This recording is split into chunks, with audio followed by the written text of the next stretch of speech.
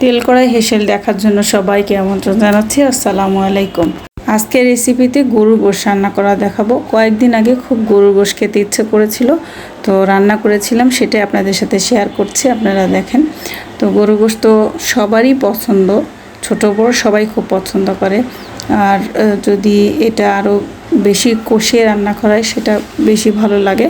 তো আপনারা দেখতে থাকেন এই গরুর গোশ রান্নাটা, আর সবশেষে দেখতে পাবেন না টেনে দেখবেন যে আমি কি দিয়ে এই গরুর গোশটা রান্না করি এবং কেমন করে রান্না করি। আমার ঘরে তো গরুর গোশ রান্না করলে সেই দিন আর বাচ্চারা আর অন্য কোনো তরকারি ভাতের সাথে খাবেই না। তো যতক্ষণ গরুর গোশ ততক্ষণ তাদের অন্য তরকারি আর চলবে না। তো এটাই হলো বাচ্চাদের নিয়ম। বাচ্চারা শুধু গোশ খেতে চায় আর শুধু মজার মজার খাবার। শরীর খারাপ লাগলেও বাচ্চাদের জন্য রান্না করতেই হয়, আর তাদের রান্নার জন্যই নিজেকে সুস্থ থাকতে হয়।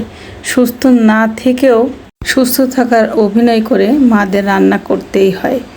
তো এই রান্না করার সময় আমি অন্য কোনো তরকারি আর রান্না করিনি, যেহেতু শুধু গরুর গোশ হলেই তাদের ভাত খাওয়া হয়ে যায়। সেদিন আর কোনো প্যারা নেই, কোনো কথা নেই, কোনো চিল্লাপাল্লা নেই, একদম সুন্দর মতো টেবিলে বসে খেয়ে উঠে যাবে। তো দুপুর এবং লাঞ্চের খাবার এটাই করেছিলাম, অন্য কোনো তরকারি করেছিলাম না, শুধুমাত্র গরুর গোশটা রান্না করেছিলাম।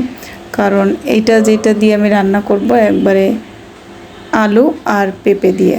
তো আলু আর পেঁপে দিয়েই রান্না করেছিলাম, যেন সাথে একটু সবজিও খাওয়া হয় আর গোশটাও খাওয়া হয়। তো পেঁপে তো অনেক ভালো শরীরের জন্য।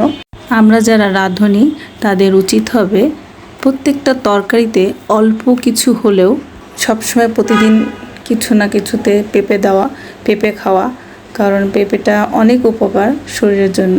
তো এই পেঁপে অনেক কেটে পেঁপে দিয়েছিলাম, আর বাচ্চাদের জন্য কিছু আলু দিয়েছিলাম। বাচ্চারা ভালো জিনিসটা তো আবার খাবে না, যেহেতু পেঁপেটা আবার তারা অত পছন্দ করে না, তারা আলুটা পছন্দ করে, সেই জন্য কয়েক টুকরো আলু দিয়েছিলাম। আর এই যে সাথে অনেকগুলো রসুন, তো রসুন বাচ্চারা খুব পছন্দ করে। এভাবেই বাচ্চাদের পছন্দের জিনিস রান্না করতে হয় মায়েদের। পেঁপে আর রসুন দিয়ে গরুর গোশ রান্নাটা কমপ্লিট হয়ে গেছে। আপনারা দেখতে পাচ্ছেন আমি পরিবেশন করছি একটা মাটির পাত্রে। তো আপনাদের কেমন লাগছে ভিডিওটা দেখতে, কেমন লাগলো সেটাও জানাবেন, আর আপনারা কিভাবে রান্না করেন সেটাও জানাবেন।